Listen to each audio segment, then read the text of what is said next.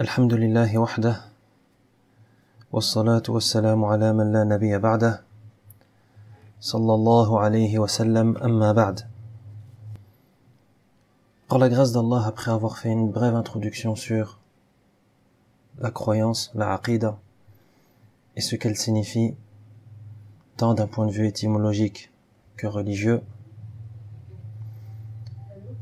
de même qu'après avoir vu le premier chapitre du cours qui porte sur le tawhid de la rububiyya, le tawhid de la seigneurie, et ce que signifie le tawhid de la seigneurie, et ce que signifie également le tawhid de manière plus générale, à savoir affirmer et reconnaître à Allah subhanahu wa ta'ala seul ce qui lui est propre, à savoir sa seigneurie, son caractère divin et ses noms et attributs, faisant ainsi du tawhid quelque chose qui se subdivise en trois catégories. Le tawhid se subdivise en trois catégories: le tawhid de la seigneurie, le tawhid de l'adoration et le tawhid des noms et des attributs.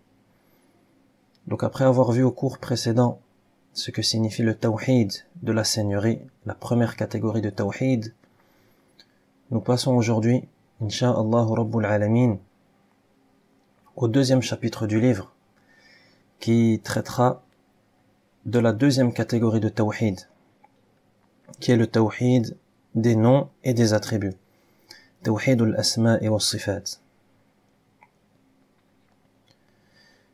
الدرس الثاني المعتقد الصحيح في توحيد الأسماء والصفات. Deuxième chapitre, la croyance authentique relative au tawhid des noms et attributs. السؤال السابع: ما اعتقاد أهل السنة والجماعة في الأسماء والصفات؟ Question 7. Quelle est la croyance des gens de la sunna et du rassemblement concernant le tawhid des noms et des attributs? Et nous avions vu au cours précédent que l'expression, que l'appellation les gens de la sunna et du rassemblement, c'est une appellation qui englobe et fait référence à ceux qui se sont attachés à la sunna et se sont rassemblés autour d'elle. Donc, quelle est cette croyance des gens de la sunna et du rassemblement concernant le tawhid des noms et des attributs d'Allah subhanahu wa ta'ala? يثبت أهل السنة والجماعة لله تعالى ما أثبته لنفسه وما أثبته له رسوله صلى الله عليه وسلم من الأسماء الحسنى والصفات العلى لا يتجاوزون القرآن والحديث الثابت عن رسول الله صلى الله عليه وسلم.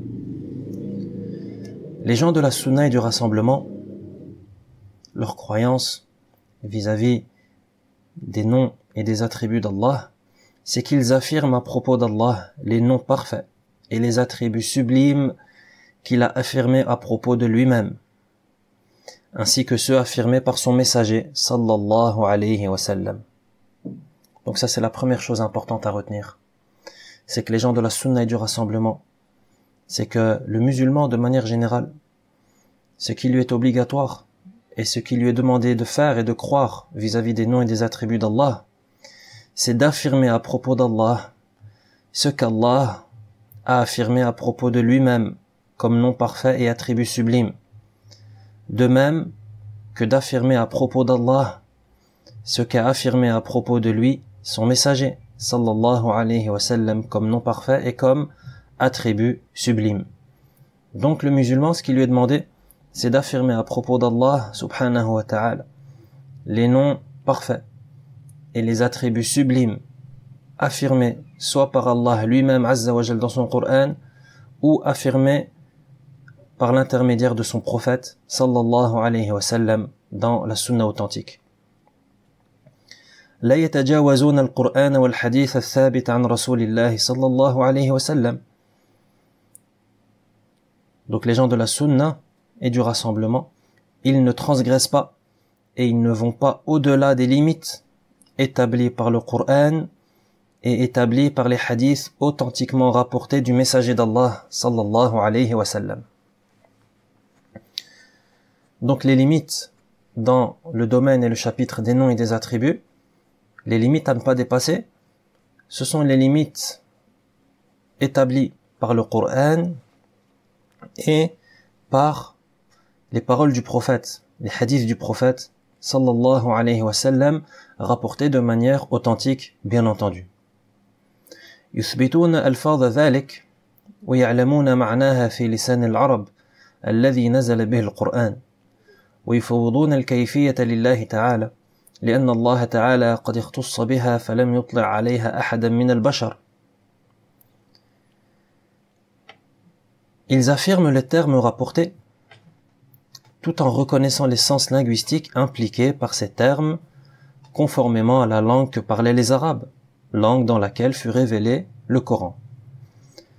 Donc, lorsqu'on affirme à propos d'Allah les noms et les attributs qui ont été rapportés soit dans le Coran ou dans la Sunna authentique, on ne transgresse pas les limites du Coran, de même que les limites de la Sunna du prophète sallallahu alayhi wa sallam. Lorsqu'on fait cela, on se doit également d'affirmer,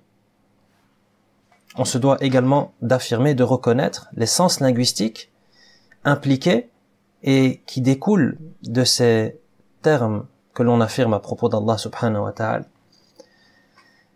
Et cela conformément à la langue que parlaient les Arabes, langue dans laquelle fut révélé le Coran. Qu'est-ce que ça veut dire? Ça veut dire que lorsqu'on affirme à propos d'Allah un nom ou un attribut, rapporté soit dans le Coran ou dans la Sunna du prophète sallallahu alayhi wa sallam, il n'est pas permis de dire que ces noms et ces attributs, on ne sait pas ce que ça veut dire. Il n'est pas permis de dire ou de croire que ces noms et ces attributs qu'on affirme à propos d'Allah, car eux-mêmes rapportés dans le Coran et dans la Sunna, il n'est pas permis de dire on ne sait pas ce que signifient ces noms et ces attributs. Mais on reconnaît à ces termes, à ces noms et attributs qu'on affirme à propos d'Allah subhanahu wa ta'ala, il nous incombe de les comprendre conformément à la langue arabe, à la langue que parlaient les Arabes. Et il n'est pas permis de dire ou de croire que ces termes n'ont pas de sens ou bien que nous n'avons aucune connaissance sur la signification de ces termes, de ces noms et de ces attributs. ويفوضون الكيفية لله تعالى لأن الله تعالى قد اختص بها فلم يطلع عليها أحدا من البشر. Un autre point important, lorsque l'on affirme les termes linguistiques impliqués par les noms et les attributs divins authentiquement rapportés, que ce soit dans le Coran ou dans la Sunna, il y a une autre chose importante à laquelle il faut faire attention, c'est que la connaissance du comment de ces noms et de ces attributs, c'est quelque chose qu'on laisse à Allah subhanahu wa ta'ala. C'est pour ça qu'il dit, cependant, il laisse à Allah subhanahu wa ta'ala la connaissance du comment de ces attributs, car Allah azza wa jal s'est réservé cette connaissance de manière exclusive et n'en a informé personne. C'est-à-dire que le comment de ces noms et de ces attributs, le comment, la manière, ça c'est quelque chose, c'est un sujet dans lequel on s'aventure pas. Pourquoi? Car Allah ne nous a rien donné comme information par rapport à cela. Donc on laisse cela à Allah subhanahu wa ta'ala. Étant donné qu'Allah ne nous a rien transmis ni envoyé par rapport à cela. Allah nous a dit que il a des noms et qu'il a des attributs, et que ces noms et ces attributs signifient telle ou telle chose dans la langue arabe. Par contre, le comment et la manière de ces noms et de ces attributs, ça c'est quelque chose qu'on laisse à Allah, car personne ne le sait si ce n'est lui, azza wa jal.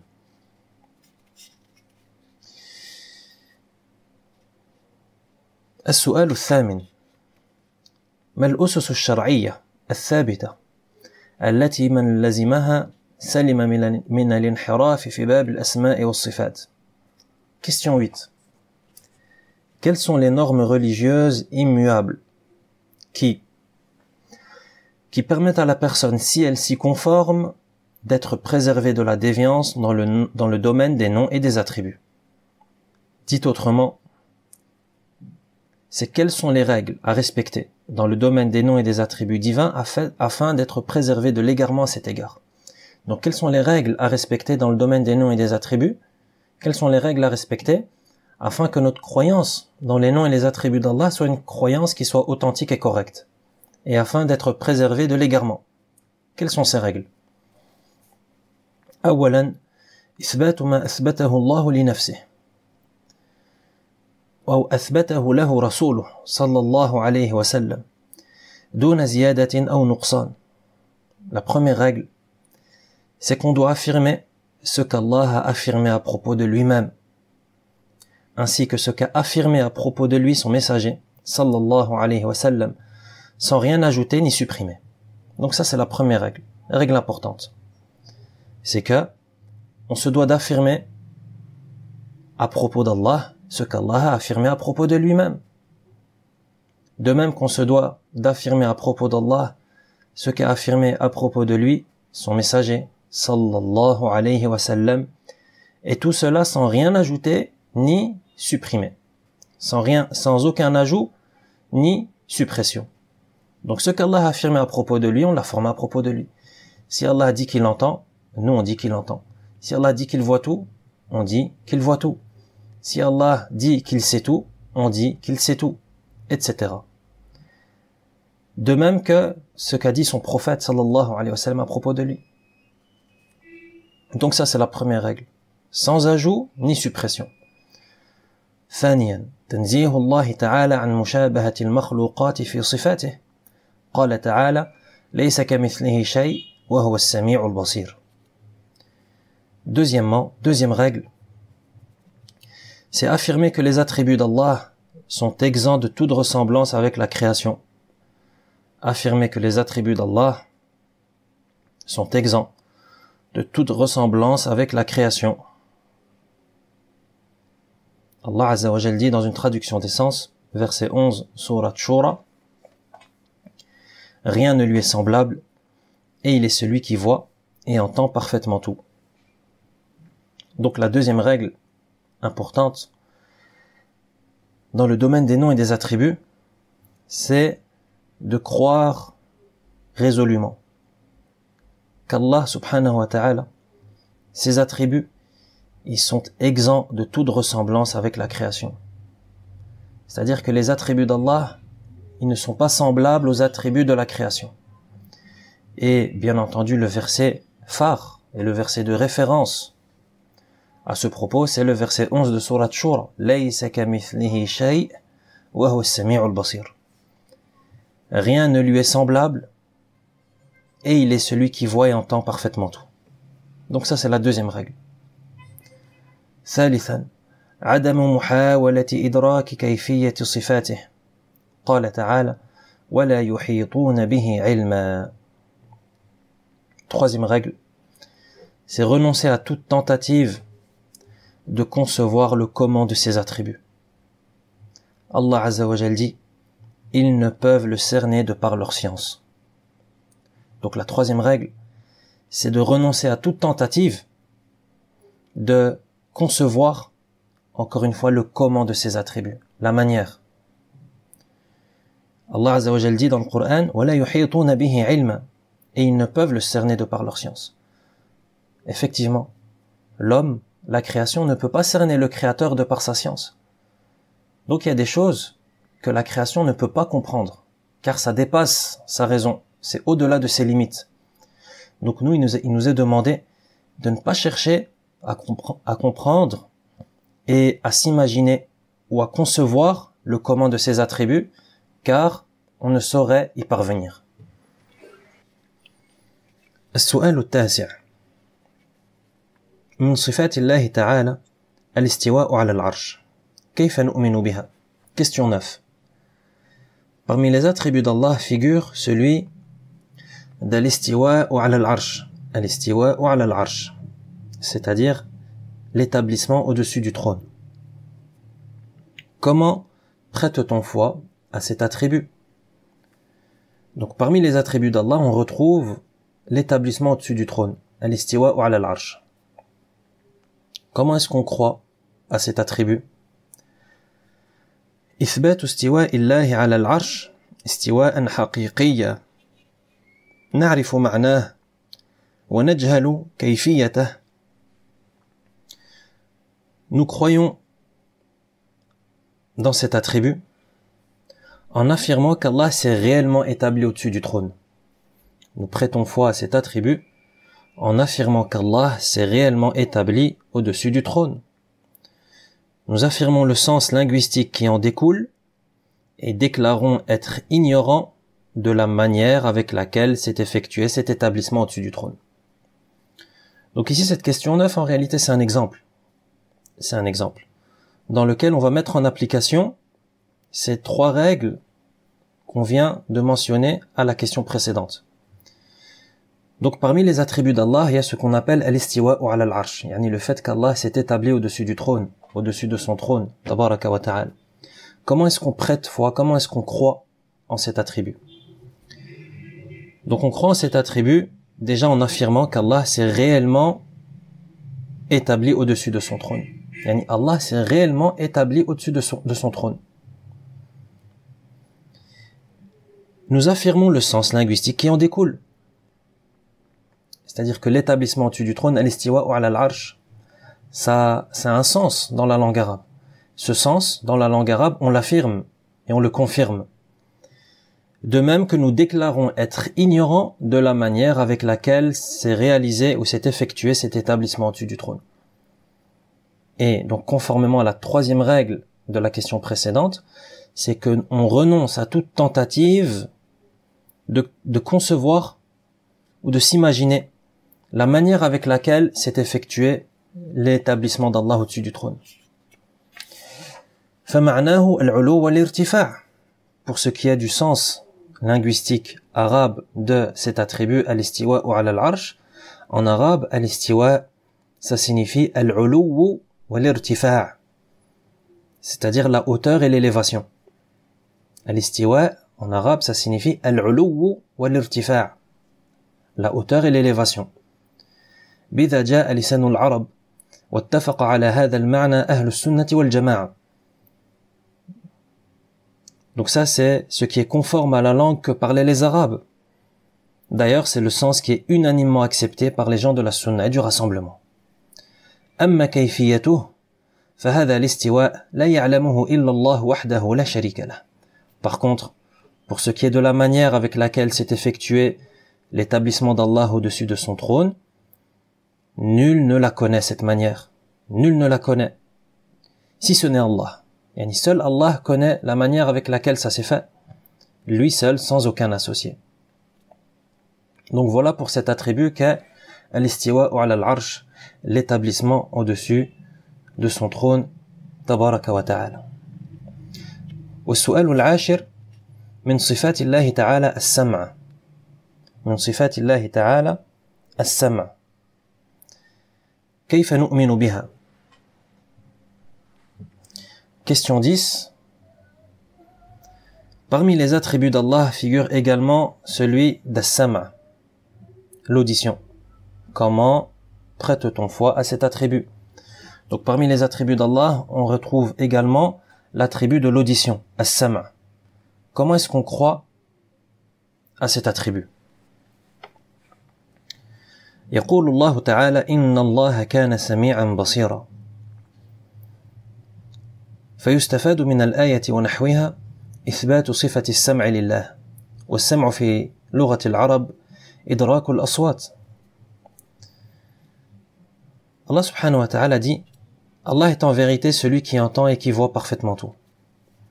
Allah est en vérité celui qui entend et qui voit parfaitement tout. Surat An-Nisa, verset 58. Donc on tire et on déduit de ce verset que l'attribut de l'audition est reconnu à Allah. Donc on comprend de ce verset qu'Allah possède l'attribut de l'audition, c'est-à-dire qu'Allah entend. وَالسَّمْعُ فِي لُغَةِ الْعَرَبِ إِدْرَاكُ الْأَصْوَاتِ. Et as-sam', l'audition, dans la langue arabe, ça signifie idrakul aswat, c'est-à-dire la perception des sons. La perception des sons. فنثبت لله تعالى سمعا يدرك به الأصوات لا يشبه شيئا من خلق الله ونفوض كيفية ذلك لله تعالى فلا نقول كيف يسمع ولا نخوض في ذلك إذ لم يطلعنا الله تبارك وتعالى عليه بل استأثر جل وعلا بعلمه. Donc toujours concernant cet attribut de l'audition, à propos d'Allah subhanahu wa ta'ala, on reconnaît cet attribut de l'audition à Allah. Une audition par laquelle il perçoit les sons, azza wa jal, mais une audition qui ne présente aucune ressemblance avec la création. L'audition d'Allah est différente de l'audition de la création, des créatures. De même que nous laissons à Allah, azza wa jal, la connaissance relative au comment, à la manière avec laquelle il entend, subhanahu wa ta'ala. Ça, c'est quelque chose qu'on sait pas. Lui seul sait comment il entend. Nous, ce qu'on sait, c'est qu'il entend. Il entend, c'est-à-dire, il perçoit les sons, azza wa jal. Comment il entend? Allahu a'lam. Il nous a pas informé, il nous a pas dit comment est-ce qu'il entend. C'est pourquoi il ne nous est pas permis de dire comment Allah entend-il. Comment est-ce qu'Allah entend? Ça, c'est une question qui est interdite en islam. Pourquoi? Car c'est une question sur le comment des attributs. Et poser des questions sur le comment des attributs divins, c'est une question qui est illicite, qui est interdite en religion. De même, on ne s'aventure pas dans de tels sujets. C'est-à-dire, les sujets de savoir comment sont les attributs d'Allah. On s'aventure pas dans de tels sujets, car Allah ne nous en a pas informé. Mais au contraire, il s'en est exclusivement réservé la connaissance. Donc voilà pour ce deuxième chapitre du livre qui portait sur ce chapitre extrêmement important dans la religion qui est le chapitre des noms et des attributs d'Allah subhanahu wa ta'ala. Qu'Allah subhanahu wa ta'ala nous accorde une science qui est bénéfique et qu'il nous fasse profiter de cette science et qu'il nous accorde et nous ajoute plus de science. Wa sallallahu wa sallam ala nabiyyina Muhammad وعلى آله وأصحابه أجمعين.